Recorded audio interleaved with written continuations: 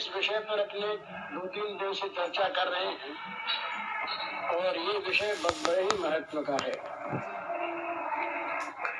जब तक मनुष्य विषयों का गुलाम बना हुआ है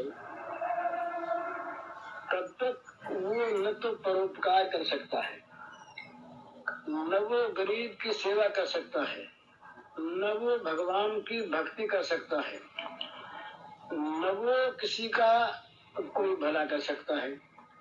क्योंकि जहाँ जहाँ पर उसकी दृष्टि जाती है वहाँ वहाँ पर उसका मन पहले अपने लाभ की बात सोचता है और दृष्टि चूंकि विषयों में आसक्ति वाली है इसलिए विषयों की प्राप्ति में लाभ दिखता है।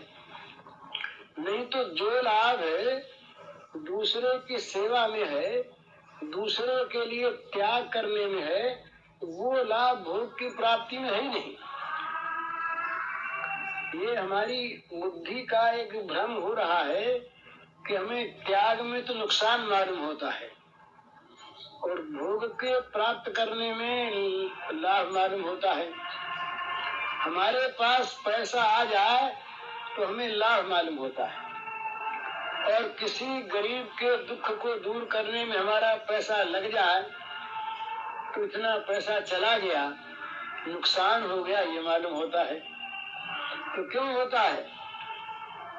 ये हमारी बुद्धि जो है ये विषयासक्त है और हम विषयों के गुलाम हैं, भगवान के नहीं हुए।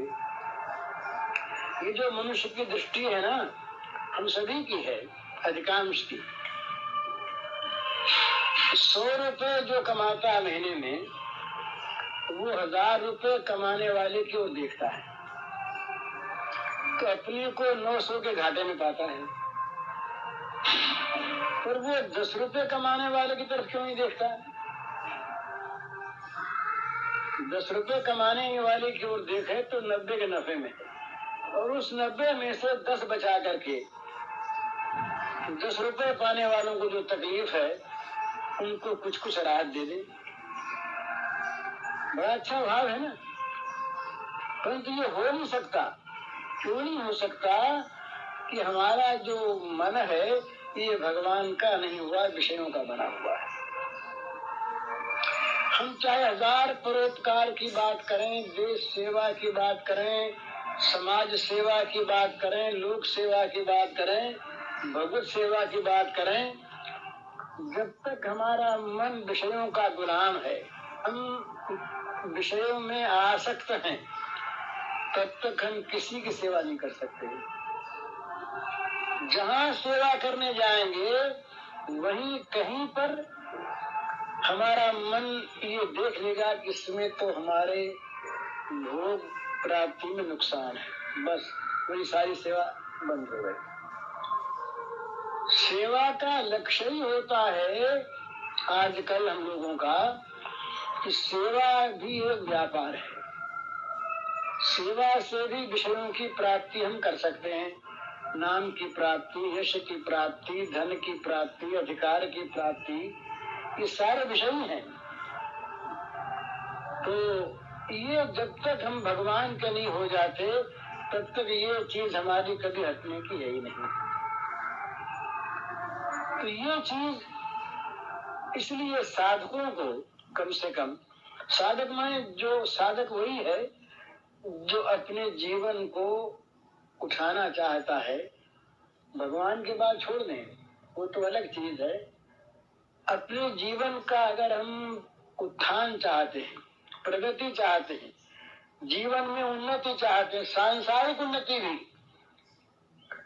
तो बिना त्याग के नहीं होती।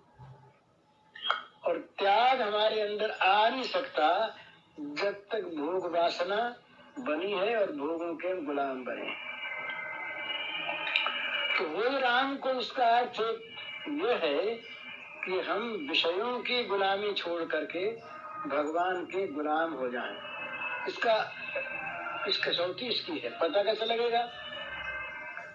जब विषय में और भगवान में जहाँ पर आपस में विरोधीपन होगा वहाँ पता लगेगा कि हम विषय को छोड़ते हैं या भगवान को छोड़ते हैं।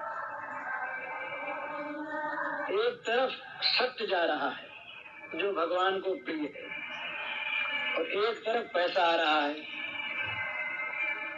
एक तरफ किसी से बैर हो रहा है जो भगवान को अप्रिय है, और एक तरफ मान मिल रहा है। वहां हम मान और धन को चाहेंगे या भगवान के लिए सत्य को और निर्वैरता को चाहेंगे। ये कसौटी है, इसी पर पता लग जाएगा कि हम किसके गुलाम हैं। हम किसके गुलाम हैं इसका पता लग जाएगा इसी पर। हम क्या चाहते हैं। ये हरिश्चंद्र के सामने प्रश्न आया, विरध हेतु पुनीत परिहरी पामरन पर प्रीति, ऐसी कौन प्रभु की रीति। प्रभु का विरध है कि वे पुनीतों की ओर नहीं झांकते उतना, जिनके पास पाप के सिवा अपराध के सिवा कोई संपत्ति नहीं है। इस प्रकार के सुदूराचार अपि, ये भगवान के शब्द हैं।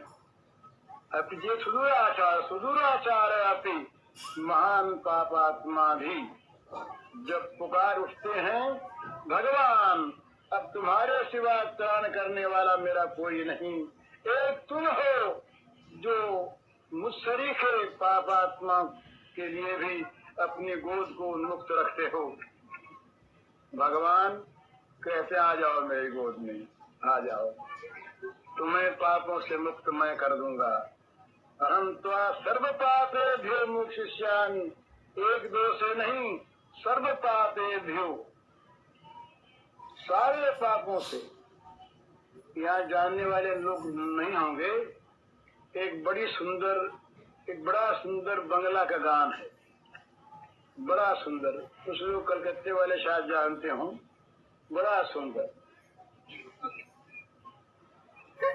वो कहते हैं केनो वंचित हो वो चरणे, गान है, केनो वंचित हो वो चरणे, আমি কত আশা করে বসে আছি পাবো জীবনে, না হয় মরণে, কেন বঞ্চিত হব চরণে, তাই যদি নাই হবে গো, পাতকি তারণ তরিতে তাপিত আতুরে তুলে না লবে গো, তাই যদি নাই হবে গো, পাতকি তারণ তরিতে তাপিত আতুরে তুলে না লবে গো, ওই পথের ধুলায় অন্ধ এসে দেখিব কি খেয়া গন্ধ, ওই পথের ধুলায় অন্ধ এসে দেখিব কি খেয়া গন্ধ, তবে পারে বসে পার করো বলে পাপি কেন ডাকে দিন শরণে, কেন वंचित पव चरणे। तो समझे, केन वंचित पव चरणे। एक पापी दावा करता है, अधिकार पूर्वक बोलता है कि मैं तुम्हारे चरणों से वंचित क्यों रहूंगा। केन वंचित पव चरणे, मैंने कितनी आशा लगा रखी तुमको इस जीवन में या मृत्यु के बाद पाऊंगा, क्यों वंचित रहूंगा। और यदि ऐसा न होगा ताई यदि नहीं होवे हो, पातो की तारों तोरीते तापित आतुरे तुले न लोभे हो,